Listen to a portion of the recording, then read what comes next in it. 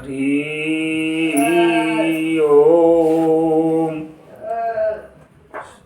सज्जनों, मैं आज आपके सामने सबसे पहले एक स्वास्थ्य मंत्र आपको देना चाहता हूँ। इसका उच्चारण करने से, इसको बोलने से, इसको सुनने से आपकी सभी बीमारियाँ, आपके अंदर जो रोग होते हैं वो सब तुरंत दूर हो जाते हैं। ऐसा श्रीमद् भागवत में वर्णन आया है। वो क्या है? श्री वासुदेव श्री कृष्ण के लिए ऐसी उनसे जब निवेदन किया जाता है, उनके नाम का जाप होता है, तो उससे सभी बीमारियां से हम मुक्त हो जाते हैं। वो है अच्युतानंद गोविंद नामोच्चारण भेषजात नश्यन्ति सकला रोगा सत्यम सत्यम वदाम्यहम्। सज्जनों, इस मंत्र को बोलने से सभी बीमारियां दूर हो जाती हैं।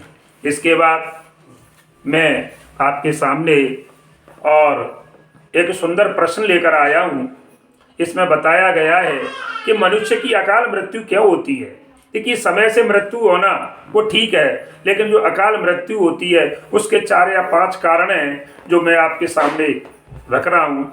तो अकाल मृत्यु का सबसे पहला कारण क्या है? मनुष्य को कहते हैं कि चिंता समय से पहले खत्म कर देती है। जो परमात्मा की दी हुई जो आयु है उससे पहले ही उसको और यमलोक जाना पड़ता है।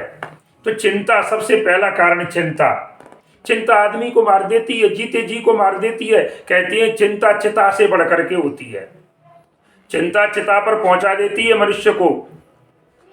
ऐसा रामचरितमानस में भी सुंदर लेख आया है। गोस्वामी जी ने लिखा है कि चिंता सांप ने को नहीं खाया और को जग जाहे न व्यापी माया। चिंता रूपी सर्पणी ने, इससे बहुत ही कम लोग, जो जा पर कृपा राम की होई, केवल जिसके ऊपर परमात्मा की कृपा है, संतों की कृपा है, ब्राह्मणों की कृपा है, गौ माता की कृपा है, माता पिता की छाया है, केवल वही इस चिंता से मुक्त हो सकता है। इसलिए चिंता रूपी सर्पणी को अपने पास मत भटकने दो, अगर आपको अकाल मृत्यु से बचना है तो। एक बात। दूसरी, क्रोध। दूसरा मुख्य कारण है अकाल मृत्यु का क्रोध, क्योंकि क्रोध से क्या होता है? मनुष्य का सर्वनाश हो जाता है। क्यों? क्रोध करने पर आदमी का क्या होता है? जब मनुष्य को क्रोध आता है तो क्रोध आने पर उसका विवेक माने जो ज्ञान होता है वो अपने आप नष्ट हो जाता है। अर्थात उसके जो सोचने समझने की जो शक्ति है वो स्वतः ही खत्म हो जाती है। क्योंकि क्रोध को पाप की जड़ बताया गया है। कहा गया है कि क्रोध पाप कर मूल। क्रोध को पाप की जड़ बताया गया है। जहाँ पर क्रोध होता है वहाँ से मनुष्य के अंदर की सभी अच्छाइयाँ सब दूर होकर के उसके अंदर और हिंसक प्रवृत्ति जाग जाती है, जो मनुष्य को अकाल मृत्यु की तरफ ले जाती है। इसलिए मनुष्य को एक पहला कारण चिंता और दूसरा क्रोध। तीसरी बात, आलस्य जो होता है महाराज, ये भी तीसरा एक अकाल मृत्यु का कारण है।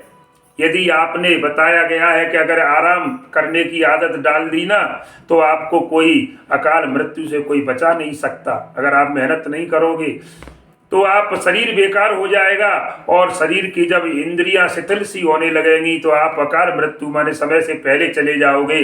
क्योंकि एक सुंदर श्लोक में भी आया है कि आलस्य ही मनुष्याणाम शरीरस्थो महारिपु। आलस्य ही मनुष्य के सबसे बड़ा, शरीर का सबसे बड़ा दुश्मन है। और एक क्रोध, ये भी क्रोध भी मनुष्य का सबसे बड़ा दुश्मन है। और आलस्य महाराज और क्रोध दोनों एक बराबर हैं। जिस व्यक्ति में आलस्य है वो कभी जीवन में सक्सेस नहीं हो सकता। किसी भी क्षेत्र में, आप हर क्षेत्र में जाओगे, किसान खेती में अगर आलस करेगा तो उसका फसल नष्ट हो जाएगी। व्यापारी व्यापार में पीछे रह जाएगा। हर विद्यार्थी अगर आलस में सोता है, आलस में रहता है, तो वो भी विद्या का अध्ययन नहीं कर पाएगा। इसलिए आलस्य मनुष्य को अकाल मृत्यु की तरफ ले जाता है। चौथी बात, वक्त के अनुसार कार्य न करना। जो लोग समय के पाबंद नहीं है, अपने समय पर, अपने वक्त पर अपना काम पूरा नहीं करते हैं, कहने का मतलब है उनका काम बिगड़ जाता है। और फिर वो क्या करते हैं, जब काम बिगड़ता है तो पहली बात तो वो अपने आप को दोषी ठहराते हैं, लेकिन नहीं, साथ साथ में वो दूसरे लोगों को, जो उनके अपने खास लोग होते हैं, अपने संबंधी रिश्तेदार होते हैं, परिवार वाले होते हैं, उनको भी दोष देते हैं कि भाई तुम्हारी बदौलत मेरा काम बिगड़ गया। लेकिन हकीकत बात उनको भी बताते नहीं है, क्योंकि कहती है कि कावर्षा जब कृषि सुखाने और समय चूक पुण्य का पछताने। देखिए रामचरितमानस में भी तुलसीदास जी ने बड़ी अनमोल चीजें लिखी है कि वर्षा की, देखिए जब अपनी खेती सूख जाए फसल पानी के बिना, और उसके बाद वर्षा हो तो उसका कोई मतलब नहीं निकलता, जब फसल ही सूख गई, बर्बाद हो चुकी है। उसी प्रकार मनुष्य का जब अपना समय, जो कीमती अनमोल जो समय है, उसको मनुष्य ने बर्बाद कर दिया, तो उसके ऊपर हाथ में पछताने के अलावा और कुछ नहीं रहेगा। अर्थात एक चौथा कारण है, और एक छोटा सा पांचवा लास्ट कारण बता रहा हूं कि मनुष्य को एक तो खुद चिंता में और एक दूसरे की चिंता मनुष्य को कभी नहीं करनी चाहिए। जैसे जिसे ईर्षा कहें, चिंता कहें, ईर्षा में सामने वाले को देख करके मनुष्य जो जलते हैं, जैसे उदाहरण के लिए कहती हैं कि जो लोग अपने दुख से दुखी नहीं होते, दूसरे के सुख से दुखी होते हैं, ऐसे लोग अकाल मृत्यु के भागी होते हैं। इस प्रकार से ये 5 बातें, इन पर थोड़ा हमें सबको और इन पर चलना, मनन करना चाहिए, पहले इन पर चलना चाहिए, जिससे कि हम और गलत रास्ते से हट करके परमात्मा की ओर अपने रास्ते को प्रबुद्ध करें। और जय श्री राम, जय हनुमान।